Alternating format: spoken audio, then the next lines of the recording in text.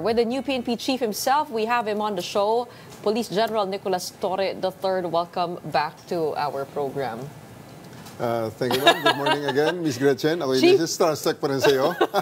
Ganun ba? Mula sa KOJC hanggang sa... mula sa KOJC. Hanggang sa first appearance ko grabe, rito. dami na pong napagdaanan. Pero huli pong beses na nandito po kayo po ay CIDG Chief. Ngayon po, PNP Chief. Sabi po ng ilan, parang ang laki po ng tinalon nyo. Sabi po ng mga kritiko, syempre nagulat po sila, nasa maikling panahon, mula Davao hanggang sa CIDG, hanggang sa top ranks of the PNP. Ano po masasabi po ninyo? Well, wala talagang ibang daan. Kasi at the end of the day, my retirement is fast approaching. So, ganun talaga. End of career na ito ng mga pwesto. Kailan po kayo magre-retire? If ever kayo po ang isa sa mga mahabang serbisyo, ano? Well, my mandatory retirement is on March 2027. So that total of how long? Well, kung tuloy-tuloy lang ang serbisyon to hanggang sa ako'y mag-retire, that will be 1 year and 9 months. Matagal. Medyo. Pero it also gives you room to do a lot.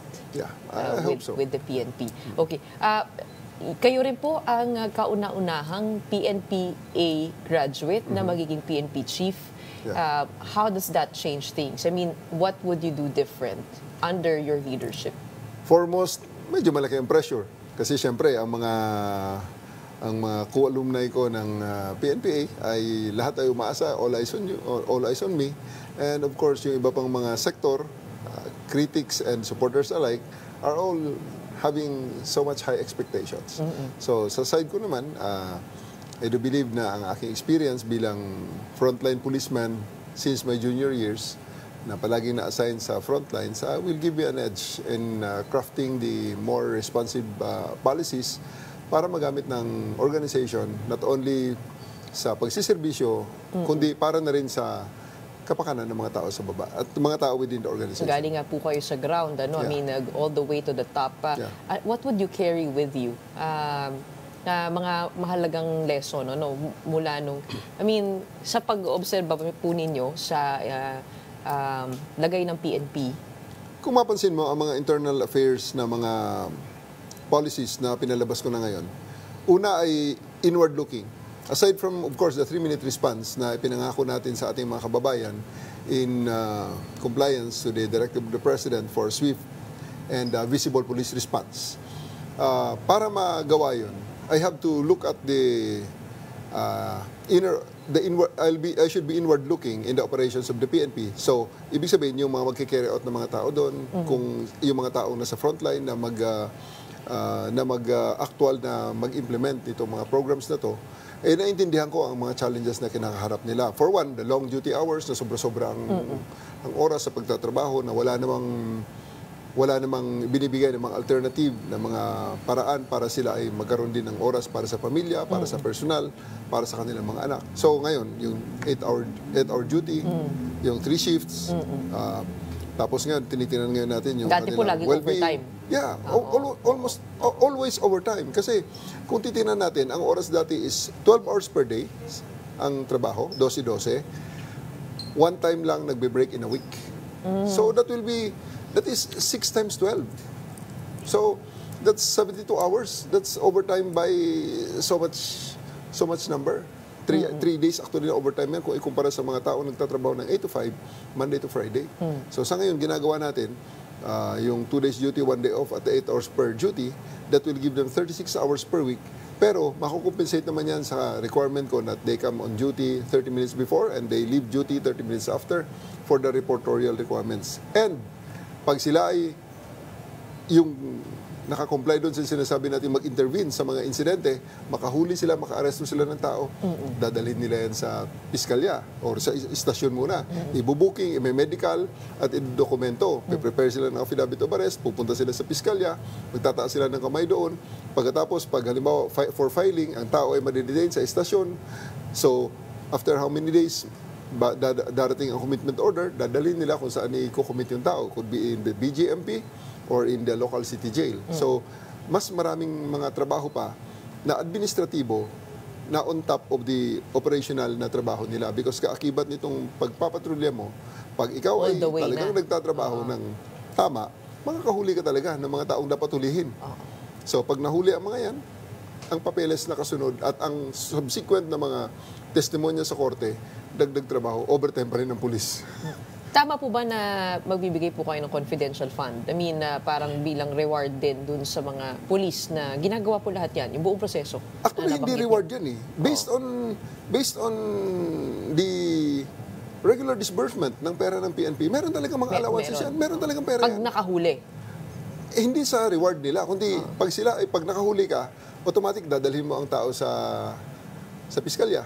Merong rata yan. Merong rata yan. Pero may confidential fund na ibibigay? Well, ang confidential fund kasi, discretionary yan eh. So, may mga... So, pwede? Kahit na discretionary, may mga specific pa rin na mga activities na pwedeng ibigay dyan. So, it could be a reimbursement ng kanilang operations, paano nila nahuli yun. So, may cost yun, yung trabaho na yun. So, we could reimburse them. Or, at the very minimum, yung rata talaga, mabigyan sila ng suporta na pag sila ay pumunta sa korte para magtestimonya, sila ay pumunta sa piskal, or sila ay mag-transport ng kulong na to sa kung saan nila dadalhin na detention facility, hindi naman sila bubunot ng kanilang pera sa bulsa nila na galing sa sweldo. So, I just would like to make it very easy and very rewarding for our policemen para naman sila ma-inspire na magtrabaho at ibigay ang frontline na produkto diyan sa ating mga kababayan. So, police welfare. Police welfare.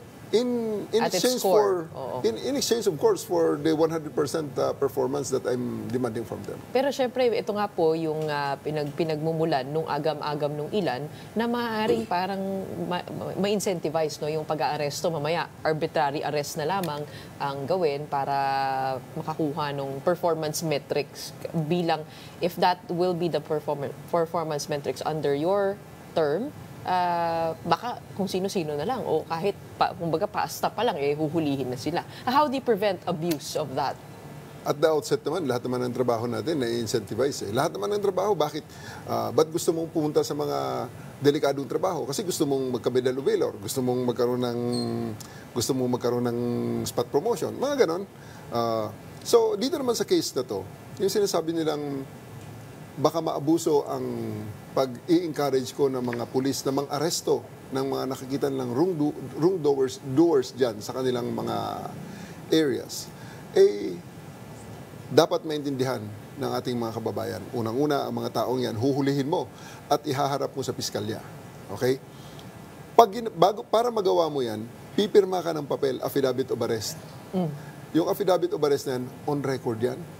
At it can be disputed by the defense lawyers, mabibigyan ng copy yung inaresto mo.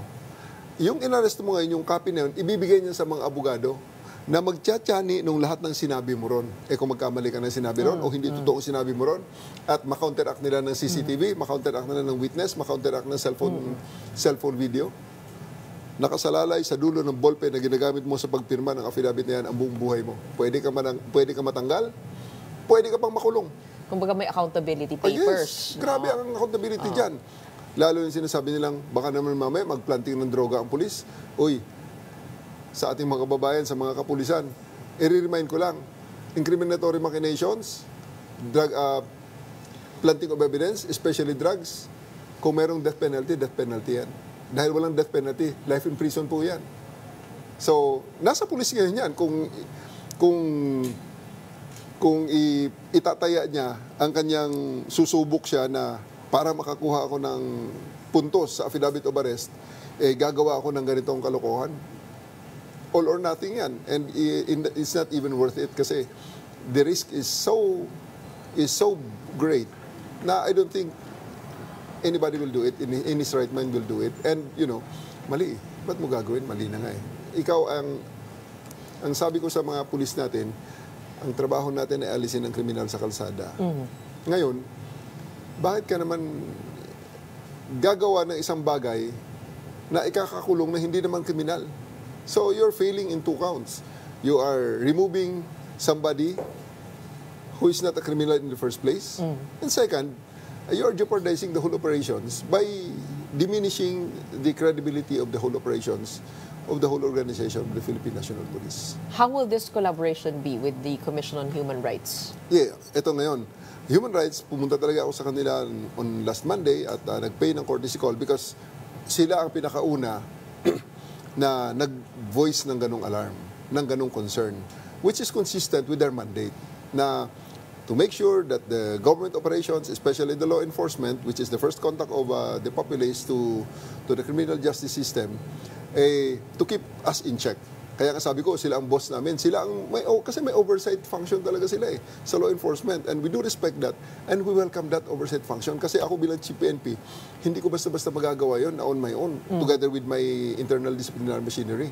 Best talaga na nandiyan ang Commission on Human Rights to actually look upon us, especially on me, bilang policy maker nitong mga 220,000 policemen sa PNP, so that to ensure na may outside person, Kasama parang po sila auditor. lagi? Sasama po sila lagi? Well, they're always how welcome. will they be present? They're always welcome. They're always welcome to join actual operations. Pero, well, obviously, ang pinakatrabaho talaga nila bilang oversight organization, isang organization na nag-exercise ng oversight function sa amin, is to ensure that our policies are consistent with the human rights regulations, the human rights laws of our country. Sabi rin po nila, actually this was published I think a few months ago, na nahihirapan po silang i-reopen yung mga cases kasi because of the lack of PNP cooperation. When it comes to sharing information, access to records, police reports, other pieces of evidence, dun sa 4,000 cases ng EJK deaths or unexplained deaths, paano niyo po mapapaliwanag yun? Sa part ko, I assure them 101% cooperation in all the investigations that they want to conduct. Okay? On my part, there's really no reason for me or wala akong nakitang rason para i-block ko ang investigation because investigations per se is finding out the truth, knowing the truth, and actually giving justice to victims na humingi ng hustisya. Yun naman ang pinaka-basic na trabaho ng pulis. Yun naman ang pinaka-basic na trabaho ng criminal justice system natin. At lalong-lalo na sa CHR, wini-welcome ko yun sapagkat they are our partners in ensuring na magkaroon na ng closure itong episode ng sinasabi nilang maraming namatay, maraming nabiktima na hanggang ngayon ay humihingi ng hustisya. Pero gaano po kahirap ba makakuha ng ebidensya? Kasi knowing that it's law enforcement that is involved here at yung imbestigahan, kasama na yung mga polis. Pag in-interview po namin sila, sinasabi nila lagi, mahirap kumuha dahil nga in the first place, wala nang ebidensya, sila may hawak na ebidensya, ganun. Priorities. And then, yung priorities and the strategic directions. Wala akong nakikita rason para i-block ang investigation. Again, no. So, I will cooperate with whatever They need.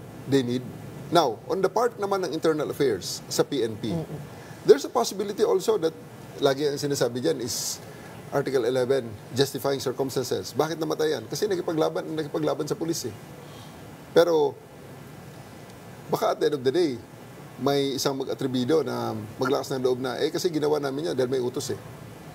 Ayun ang hinihintay ko na may lumabas. Article 12 na papasok doon, except in circumstances, they are under duress. Pero, well, yeah, those are the things that I expect or I anticipate na baka lang may dumating dyan. At pag dumating ang panahon na yan, anong gagawin natin? Shall we condemn these people who follow the orders? Or shall we find a win-win solution that will, bottom line is, find closure to all these cases, but at the same time, give reparations or justice or semblance of justice doon naman sa mga naging biktima at dito naman sa mga tao na mga gumawa at sumunod, magkaroon naman ng possibility na sila magkaroon na rin ng closure, mawala na yung sword of Damocles sa ulo nila na, ay salamat, natapos na rin ito. Dahil sa ngayon, ako'y naniniwala na marami na mga miyembro ng ating organisasyon, ng PNP, na ganyan ang iniisip. So, both ways, it is destructive. Lagi silang may reservations and hesitations. May bagaheng binibitbit. Ayun. Kaya yan ang hinahanap ko ng paraan na ang bagahe na mawala Pero hindi pwedeng mawala ang accountability, hindi pwedeng mawala ang liability. So, kung paano natin i-redress, bigyan ng redress, bigyan ng hustisya, yung mga nabiktima na yan, so that yung liability na yan ay malesen, ang mga accountability na yan ay ma-neutralize. Yan ang hinahanapan ko ng middle ground on how, what kind of program I will initiate to ensure na yung mga nag-agrabyo ay may hustisya at yung mga supposedly may sala ay matapos na rin ang kanilang mga kalbaryo sapagkat ako'y naniniwala din na hindi lahat sa kanila ay willingly ginawa nila. So, but sabi nyo nga sa isang interview, no, mabigat yung badge ng ilan sa mga kabaro po ninyo dahil sa nangyari noong Duterte administration. I mean, ano po bang nangyari noon? I mean, can you describe to us? I mean, was it a lot of pressure? Trick question, Gretchen. Nakita ko na trick question mo. Ang bottom line na sagot dyan, hintayin natin kung anong trial sa ICC. Lalabas ang lahat ng yan kung ano nangyari noon. So, it's for the prosecution Pero willing po ang PNP mag-cooperate with the ICC on this? Policy pa rin ng gobyerno ang mananaig. Sa ngayon, ang nakatayo, ang policy dyan is that we are not a member of the ICC. We don't have any treaty obligations with the ICC kasi naka-withdraw naman tayo during the Duterte's time at si former President Duterte mismo ang nag-withdraw sa atin. Right now, everything that we do na may semblance ng cooperation or connection sa ICC ay through the Interpol. Kasi sa Interpol, hindi naman tayo nawala. Interpol is always a platform for us na yun nga ang ginamit din natin para maibalik sa bansa si Arnie Teves. At ngayon ay gagamitin din natin or posibleng gamitin natin para pabalikin din sa bansa ang iba pang mga wanted na nandyan sa labas. So, it's just a matter of time before we get all of those guys. But bottom line, we are always working within the auspices of the Interpol. Speaking of lawful arrest, you are pushing for that, right? Yeah, of course. Always. Under your term. Always. But your critics would say that that is not what happened during the arrest of the former president, na hindi siya nabigyan ng pagkakataon na dumulog sa mga korte natin dito bago siya naipadala sa The Hague. Ano po ba yung gano'n? Well, that is a question na pag ibinigay mo sa 5 abogado, makakakita ka ng 6 na opinion. Kasi may isang abogado dyan, dinidebata yung sarili niya. So, pero hindi po ba nasa karapatan ng tao? Nasa karapatan ng civilian? I don't think we can resolve that in this... Bago nyo ako ipadala sa ibang bansa, I don't think we can resolve that in this conversation. Kasi napakarami ng mga masyadong abogado na maikli ang oras natin. Baka sa susunod po na interview kasama si Ed Lingaw, pwede. Meron po bang mandato ang presidente sa inyo? Sa inyong pagpasok? Ano pong nabanggit niya?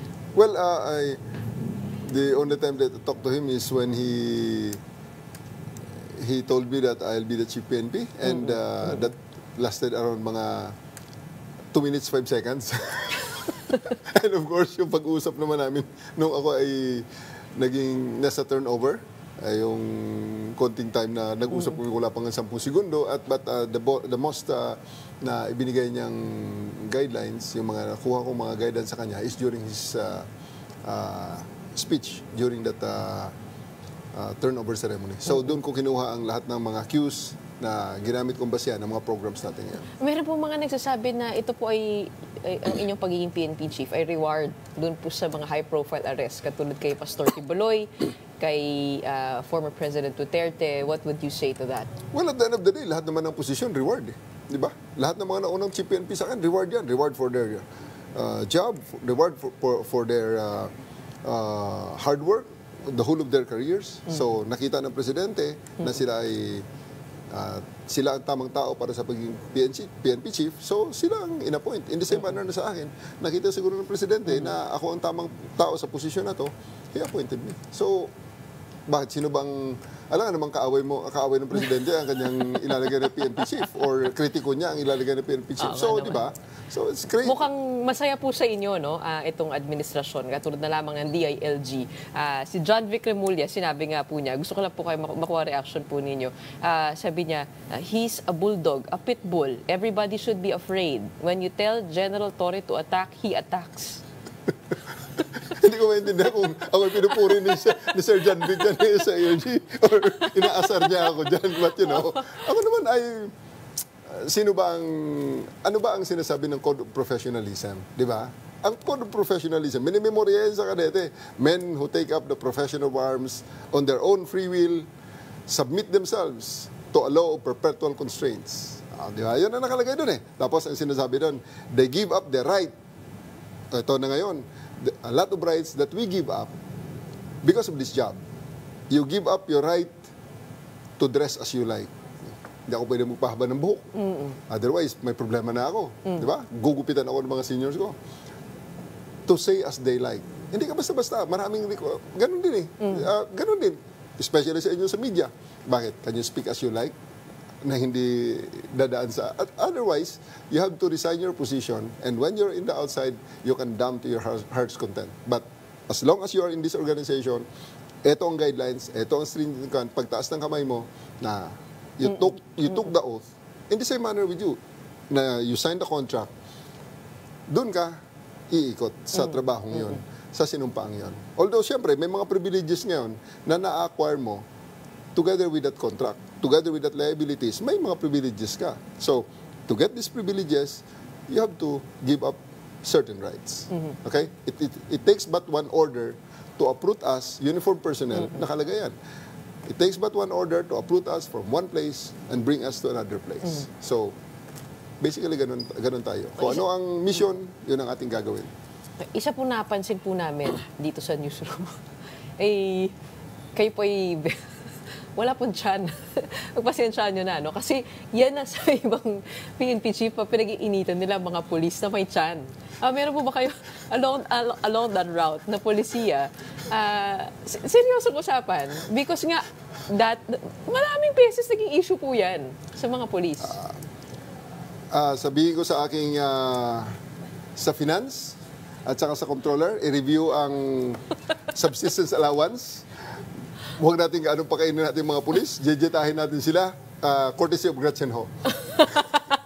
Pag kayo nagutom, tandaan nyo si Gretchen Ho. Ito yung rason kung bakit nawala ang subsistence allowance. Hindi, ako lang tanong niya kasi si Ed Lingaw, di niya ba tatanong yan? May turo kay Sir Ed, no? But seriously speaking, part ng batas ang nakalagay pag ni-research nyo dyan sa RA 6975, nakalagay sa qualification of policemen. Nandun, Filipino citizen, with moral character, were not convicted for things of moral turpitude, baccalaureate degree, etc., etc. Nasa dulo, nakalagay, must be plus or minus 5 kilograms of the standard weight and height and age. Nakalagay sa batas. So, policemen, to qualify as policemen, must fall within the plus minus 5 kilograms of the standard height, weight, and age. Nandun sa batas. Hindi ko sigurado ang exact words, pero yun ang isang requirement doon. Hindi ka pwede sobrang taba, hindi ka pwede sobrang payat. I-implement nyo ba yun? Of course. Batas yun eh. No. So, well, ako standard. Pag ako tumaba na at lumampas na, pwede na sabihin. Pero habang ako nag-exercise, habang ako nag-dieta, wala naman siguro ng rason na sumunod naman sila sa batas. Basically, pagsunod sa batas, yun eh. Okay. Kayo po ay nagta-target ng 5-minute response time. Unang tanong, sapat ba ang ating resources at ang manpower to practically, realistically achieve? Nagawa na namin yan. Nagawa na actually yan. Hindi tina-target. Ginagawa na namin actually. It's just a matter of, pag kami tumawag sa 911 ngayon. You can call 911. May sasagot sa'yo na police. Kahit saan pong parte ng Pilipinas? Merong 27 o 28 na 911 centers na nakakalat sa mga major cities, no? Pero sa mga areas na walang, kasi yun ang ginagawa ng mga telecom natin, may parang geolocation detection. Pag ikaw ay nasa Manila, ang bagsak ng 911 call mo nandun sa Paltok, sa may Barangay Bungad, sa Paltok, Quezon City, sa may PLDT doon. May automatic switchboard sila doon. Dati nandun ang call center, pero ngayon switchboard ang naiwan doon. Paano po yung mga liblib na lugar? Kung liblib na lugar na walang 911, kung halimbawa nasa Davao ka, ang 911 ay nandun sa Davao City mismo.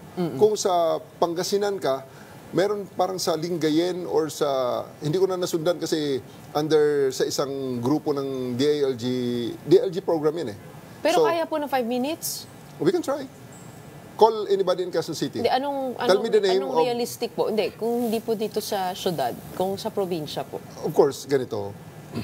case-to-case basis naman yan, no? Sino ba ang naghahanap ng 5-minute response? Sino ba ang naghahanap ng 3-minute response? Yung 3 to 5 minutes response? Sa urban centers naman eh. Dahil, ano ba ang mga tawag dyan? Nagkabanggaan, may riot, may gulo na kailangan mapuntahan, may nang-hold up. So, yun yung mga may lasing na alas 3 ng madaling araw ay nagwawala. So, yun yung mga nire-respondihan natin. Basically, in urban centers that never sleep. Okay? Ito so, yung po ang focus nito. Doon ang focus natin. Kasi pag nandun naman sa... Nagagawin niyo po 3-minute response time. 5 ngayon ang sinisimulan and 3 minutes ang ating target dyan. Kasi naman, pag nandun naman sa liblib na lugar, ano ang mga incidenteng mga nangyari doon? May encounter ang insurgents at saka ang mga sundalo at pulis. Nakawan. Pwedeng nakawan. Pwedeng nakawan. May mga ganun. So, on those areas naman na mga wala sa urban centers, andun naman ini-strengthen natin ang ating mga force multipliers. Meron tayong mga barangay, meron tayong ini-establish na mga patrol bases ng ating mga mobile forces. Okay. So yun ang magpo-provide naman ng responde sa ating mga kababayan. Gaano katagal po bago ma-achieve ang 3 minutes? Well, you can call your friend in Quezon City right now on the air. Tawagan namin sa radyo ang ating command center. Pero, and we send a policeman to that friend of yours within 3 minutes. Paano niyo po bine-verify yung mga tawag na dumarating? Kasi sigurado ko marami ring prank dyan. Maraming prank callers. Pero yun nga ang sinasabi ko naman sa ating mga kababayan. Yung 911, enhanced 911 yan, yung revitalized 911, ang system dyan, may kasama dyan yung prank detection. At alam mo yung mga bot, tumatawag ang mga bot sa there 911. May mga numbers na tumatawag sa 911, mga 100 calls in 1 minute. Bot. Pero automatic na detect ng system. Tapos yung mga tao naman na prank lang ang ginagawa, ang gustong gawin, nadidetect naman yan, binablock namin. So pag na-block na ngayon yan, pag may tunay ng insidente na kailangan mo na ng 911, ano po ang crimes na pwedeng itawag sa 911? Paano po kung wari na scam ako? Online, pwede ko itawag sa 911 yun? Well, pwede mong itawag at pwede ka namin i-refer sa tamang ahensya na makakatulong sa'yo. Pero ang bottom line dyan, pag halimbawa ikaw ay nabiktima at kailangan mo na responde, 911. Pero kung ikaw na biktima, hindi mo naman kailangan responde, na-scam na ang pera mo, punta ka na sa ACG para makuha ang statement mo at subukan natin na ma-recover ang pera na yan. Yun naman ang mga normal na mga ginagawa natin dyan. Investigasyon, nandiyan na sa mga opisina natin. Sabi po ni PNP Chief Marbil na ang one of the greatest accomplishments sa kanyang term ay itong internal cleansing, no? Pero marami na rin pong chief na nagsabi na ginawa nila yun. Maaari ba kami magkaroon ng konting detalye kung anong internal cleansing yung nangyari sa ilalim ng pamumuno niya? Well, ang internal cleansing naman is a continuous process. Continuous operation yan, continuous program yan. At ako'y nagpapasalamat kay General Marbil na during his time, he really emphasized on it. Sinisiguro niya na ang mga pulis na lumalabas sa pamantayan sa mga panuntunan ay talagang nadadala pabalik sa internal disciplinary machinery in such a way na sila ay napepinahan, sila ba ay nasususpindi, sila ay nadidismiss. Kasama po ba dito yung mga involved sa EJ case? Or pag sinabi po natin internal cleansing, medyo general din po kasi yun. Yeah, lahat yun. Kasi grave misconduct yun eh. Pag ikaw ay nag-commit ng murder, that's grave misconduct and you can be separated from the service aside from the fact na pwede kang itatry ng civil courts para ikaw naman ay makulong. Kayo po ay may 1 year and 9 months, tama? 1 year and 9 months to go? Yun ang mga... Oo, ano po ang gusto niyo maging tatak, no? Bago po kayo umalis? What would you want? I'll just let history judge me. Sa akin naman, wala man tayong iniisip na kung ano man ang legacy na iiwanan natin. Vision na lang po for PNP. Vision?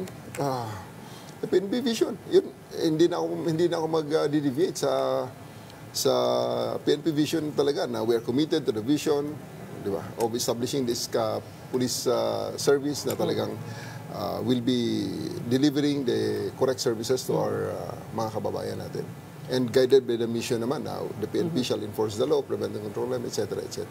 May paparating na po ba ng mga bagong warrants of arrest mula sa ICC? Tanong ko muna sa ICC. Talagang mga tanong mo naman eh. Binibiting ko lang yung mga viewers dahil po pagkatapos po nito ay siya naman po ay sasabak sa long take kasama ang ating senior veteran anchor Ed Lingao, kung saan mapag-uusapan po ito lahat. Pero sa ngayon, konti lang ang ating panahon dito sa Morning Matters. Thank you so much once again, PNP Chief General Nicholas Torre III for being with us today. Thank you very much, ma'am. Okay. And thank you very much sa mga viewers patuloy na suporta sa atin. Ito pala, pagbigyan mo na ako at nandito na nila ako. Sa ating mga kababayan, makikita niyo siguro, baka sarado na yung mga police station natin. So, may pinamemorize ako sa ating mga tauhan at ito ay nakalagay sa aking calling card talaga.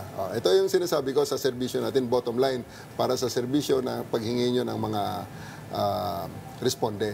Huwag nyo na kaming hanapin sa mga presinto sapagkat kami ay nasa inyo ng mga telepono. Dahil 911, darating kami sa loob ng 5 minuto.